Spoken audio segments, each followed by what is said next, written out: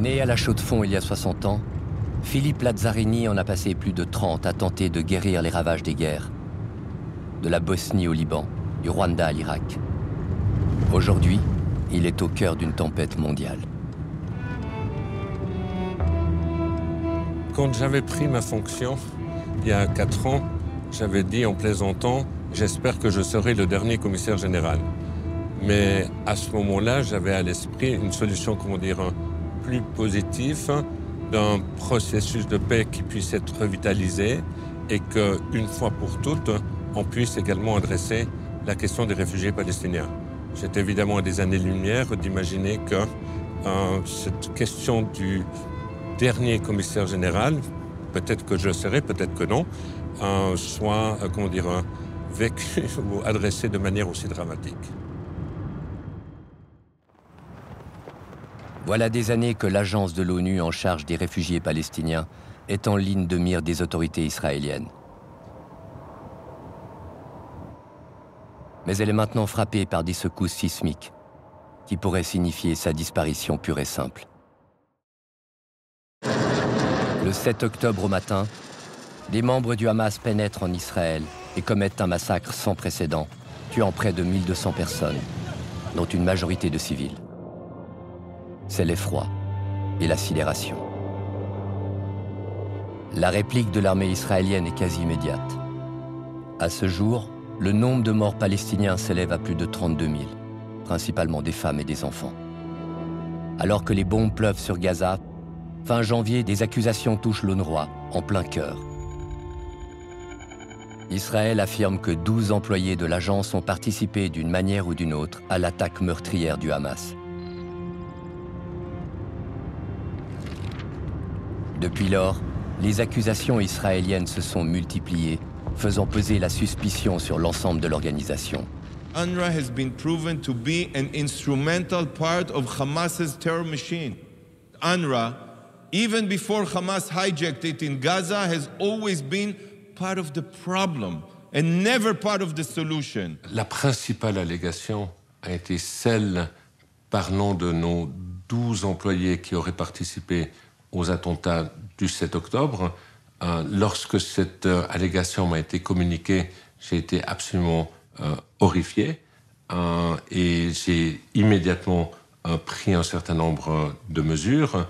La première a été de licencier les 12 employés, même avant de faire une revue et de savoir si oui ou non ces allégations sont fondées. Deuxièmement, je suis allé voir le secrétaire général Antonio Guterres et nous nous sommes mis d'accord qu'une commission d'enquête pour établir les faits devait être mise en place au plus vite. Aujourd'hui, cet organe vital aux Palestiniens est menacé d'asphyxie. Les principaux États donateurs qui font vivre l'organisation se sont détournés. Alors que la dévastation de Gaza se poursuit, Philippe Lazzarini doit parer aux accusations incessantes et défendre son organisation, tout en convainquant les pays contributeurs de ne pas laisser couler le navire. Une course contre la montre est engagée. Elle décidera de la survie de l'organisation, mais aussi du destin de centaines de milliers de réfugiés à Gaza et de millions d'autres dans la région.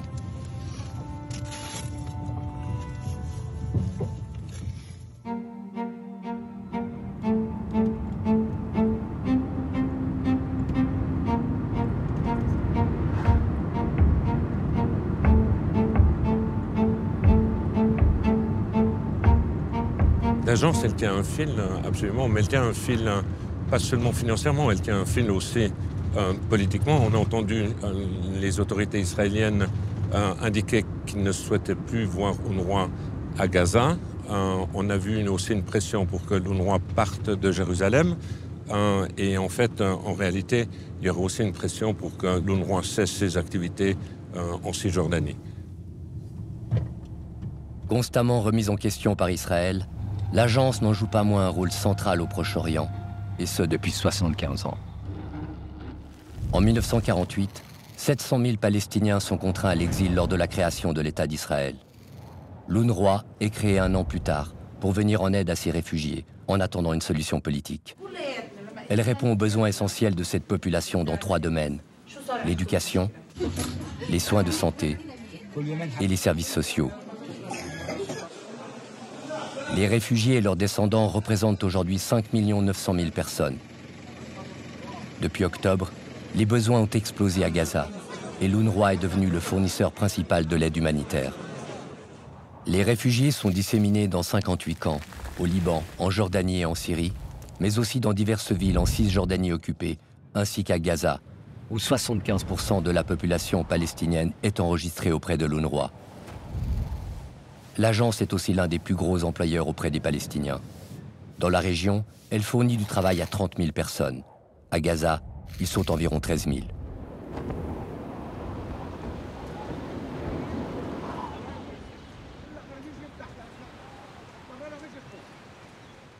Oh, Steph, can I call him back, Steph Dujarric? For what? I don't know.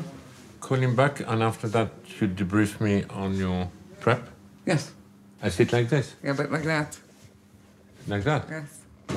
L'agence est devenue l'objet d'une attention planétaire. So Whatever. can we set up here? Aujourd'hui, c'est Christiane Amanpour, la journaliste vedette de CNN, qui a demandé une interview.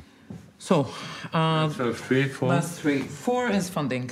What are you going to say about funding? We barely managed. But that's related to number 3. If she asks what the impact of the allegation, the impact is on funding. We are running out of cash by the end of March.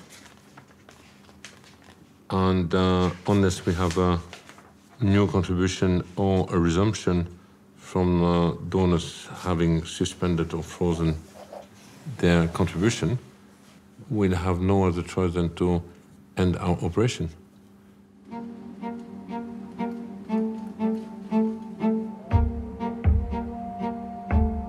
They also alleged there were tunnels under UNRWA facilities like schools. How difficult is it to deal with a single authoritarian organization like Hamas when you are trying to deliver aid? Are you ever forced to compromise your values for that? As an agency, we have not been forced to compromise because our mandate is really straightforward, is to bring to our school any children of the Palestinian refugees. And I have to tell you, Christian, that many times also the Hamas was not really pleased that these children were attending our school rather than the schools under the control of the de facto and the Hamas authorities. And they have always seen, in reality, UNRWA also as being a cultural threat. Depuis sa prise du pouvoir à Gaza en 2007, le Hamas reproche à l'UNRWA son enseignement, pas assez rigoriste à ses yeux. De leur côté, Israël dénonce avec virulence les manuels scolaires qui lui seraient hostiles, et ce aussi bien à Gaza qu'en Cisjordanie. And anti-Semitism taught in UNRWA schools every day. UNRWA, with international financing, your financing, is grooming Palestinian children into terrorists. Pris entre le marteau et l'enclume, l'UNRWA tente de poursuivre malgré tout son travail d'éducation, qui est au centre de son mandat.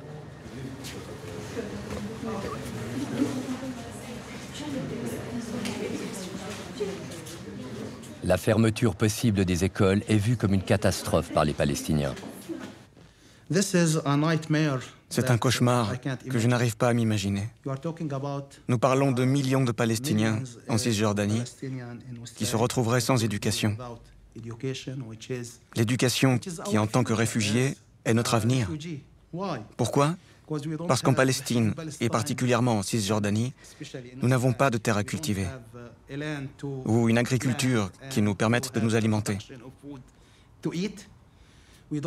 Nous n'avons pas de pétrole, nous n'avons rien. Nous devons investir dans les gens, dans les êtres humains. Dans les plans qui se dessinent pour l'après-guerre à Gaza, la question de l'éducation est donc essentielle. Et j'ai demandé l'assistance de l'autorité palestinienne de s'assurer que tout ce qui est enseigné dans nos écoles soit complètement en ligne avec les standards de l'UNESCO et des principes des Nations Unies. Donc ça, ce sont des sujets que je vais abordé à nouveau avec le président ce matin. C'est lui qui a demandé à ce qu'on se rencontre aujourd'hui. Le président palestinien est isolé dans son palais. Mahmoud Abbas, à qui l'on reproche d'avoir perdu le contact avec la réalité du terrain, est extrêmement impopulaire en Cisjordanie. Au pouvoir depuis 20 ans, il reste pourtant au centre du jeu diplomatique. Nice meeting you. Good. Enough?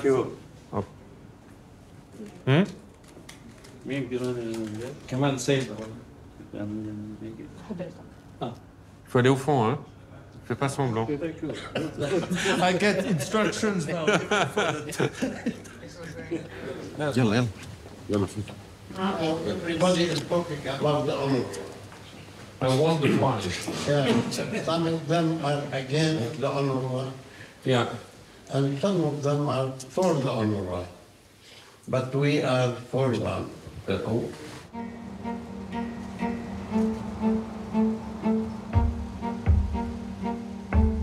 Avec le président, on a discuté de l'importance du rôle d'UNRWA pendant une période de transition, c'est-à-dire à partir du jour où il y aura un cessez-le-feu.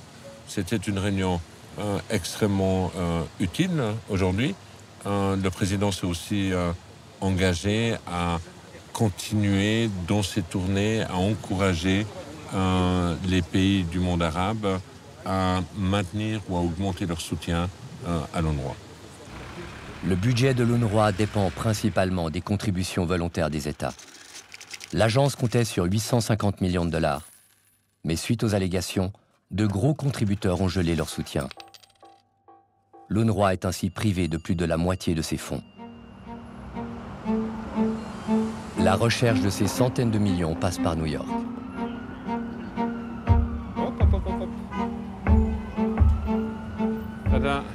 À la veille de la réunion de l'Assemblée générale de l'ONU, il faut consolider les soutiens. It's all the ambassadors that are attending, and so this is more or less to, speak to countries that really, are willing to support us as much as possible, and to activate that group. And these are countries who can influence other countries also. And then we will go on to the UN. So just on the first meeting, it's a good mixed, north, mix, south, exactly. and also the region. Yes. And very useful for our discussion at the 4th and 5th committee. Yeah. Correct. Huh?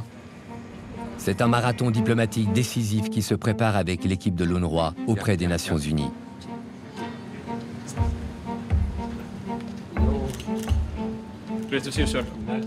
Première rencontre avec le chef de la diplomatie hongroise, un pays réticent à soutenir l'agence. L'ambassadeur de la Russie, un poids lourd du système onusien, mais dont le soutien financier reste très modeste.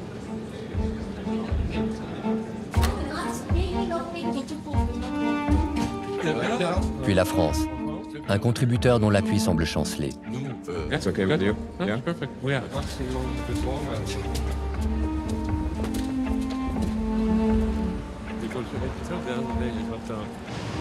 À la délégation de l'Union européenne, une réunion est organisée avec ses 27 représentants. L'enjeu est de taille.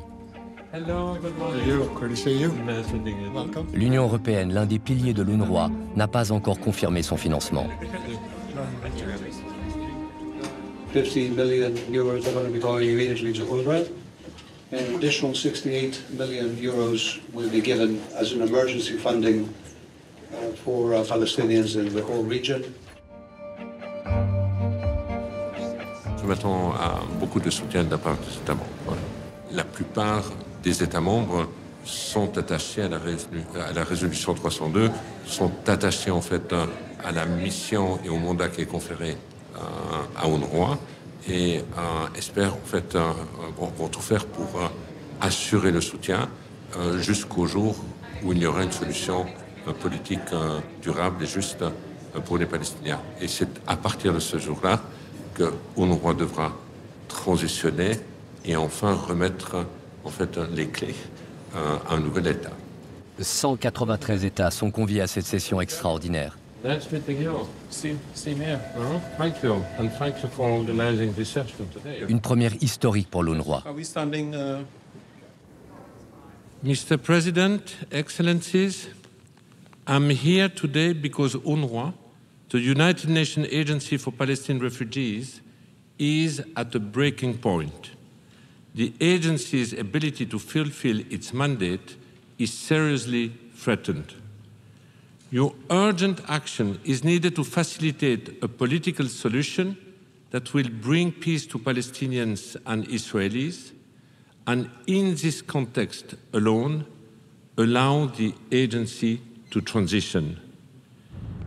The agency cannot fulfill the mandate given by this Assembly without matching funding from its members.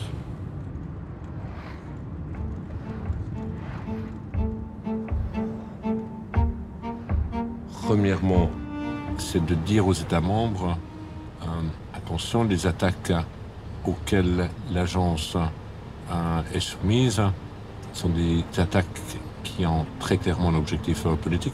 Vous l'avez entendu aussi par la représentante d'Israël aujourd'hui.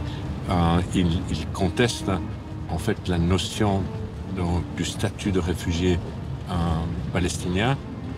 Il ne voit pas forcément que, en fait, s'il y a toujours ce statut de réfugié palestinien, c'est parce qu'il n'y a pas de solution politique au processus de paix israélo-palestinien et que la résolution des Nations Unies a toujours été très claire.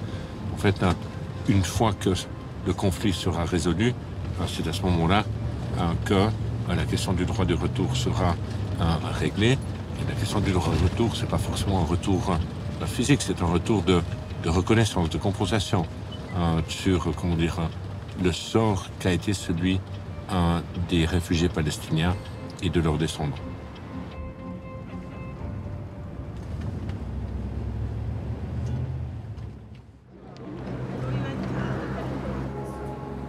Aujourd'hui, Philippe Lazzarini est au Palais fédéral pour rencontrer les parlementaires.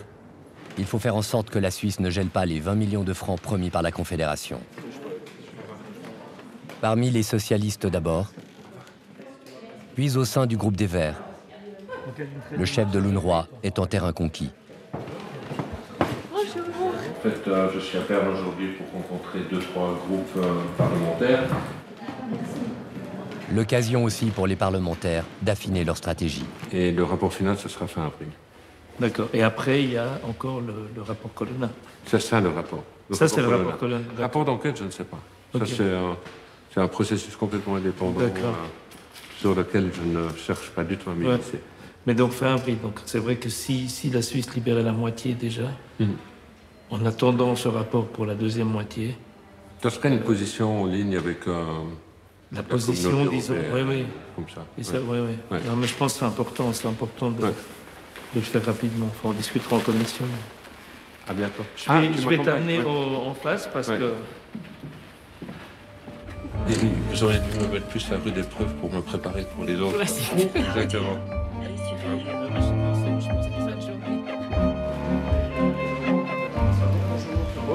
Il est 16h20 Voilà. On vous propose de vous installer. Oui, non, absolument. On va faire comme on est plutôt un petit groupe. Chez les libéraux radicaux, par contre, la partie n'est pas gagnée d'avance. Non, c'est bien. On s'en entendait. Plutôt, pas tous là, je pense que c'est presque plus simple si on peut le faire ainsi.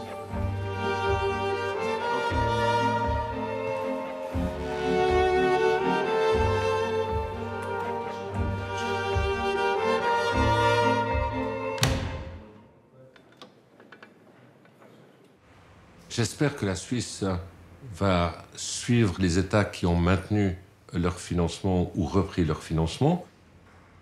J'espère que la Suisse, qui est mon pays, continue en fait sa tradition humanitaire et continue à promouvoir un droit humanitaire qui s'applique de manière égale dans tout type de contexte, comme cela a été le cas jusqu'à maintenant.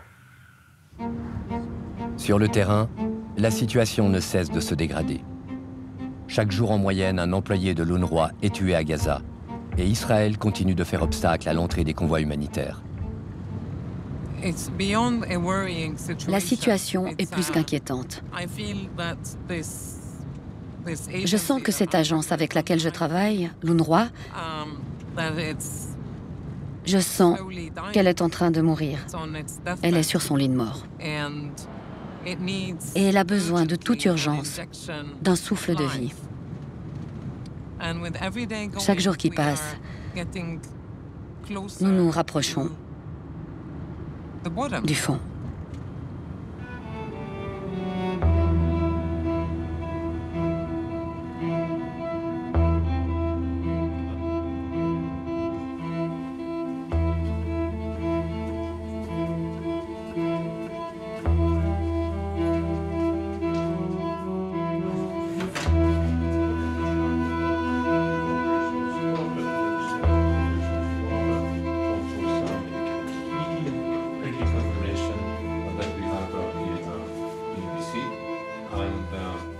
We will need all our energy. Many of you start to be exhausted. I also think we have to be careful about a possible burnout of staff, because I can tell you this crisis is not over and is here to last.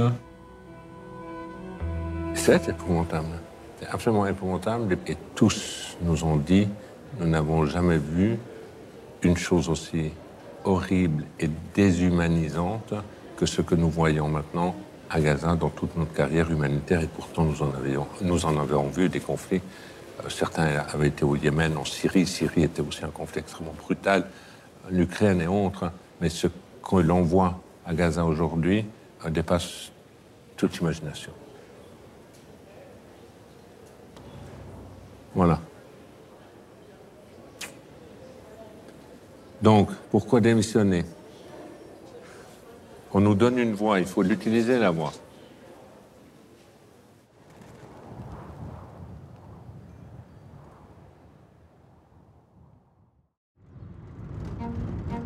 Cette voix, Philippe Lazzarini veut la faire résonner auprès des habitants de Gaza. Première étape, le Caire. Les Égyptiens et les Israéliens viennent d'autoriser l'entrée à Gaza par le terminal de Rafah. L'avion militaire égyptien est déjà affrété. Le départ est prévu dans 1 heure. Soudain, coup de tonnerre. Voilà, pas de Gaza.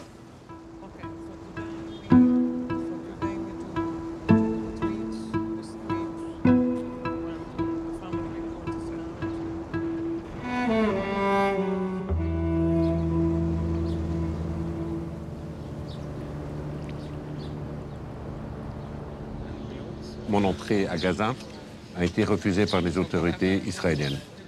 C'est la première fois qu'un chef d'agence, on lui refuse en fait l'accès dans la bande à Gaza, mais c'est surtout la première fois qu'un commissaire général se voit refuser l'accès dans la bande de Gaza. Et ce n'est pas dû à des conditions de sécurité, parce que les autres membres de la mission et de mes équipes ont été autorisés à rentrer. Donc effectivement, c'est une décision ciblée et une décision politique. C'est la question, en fait, du droit du réfugié palestinien qui est en jeu. Et c'est la raison pour laquelle, en tant que commissaire général, eh bien, je vais tout simplement continuer à me battre.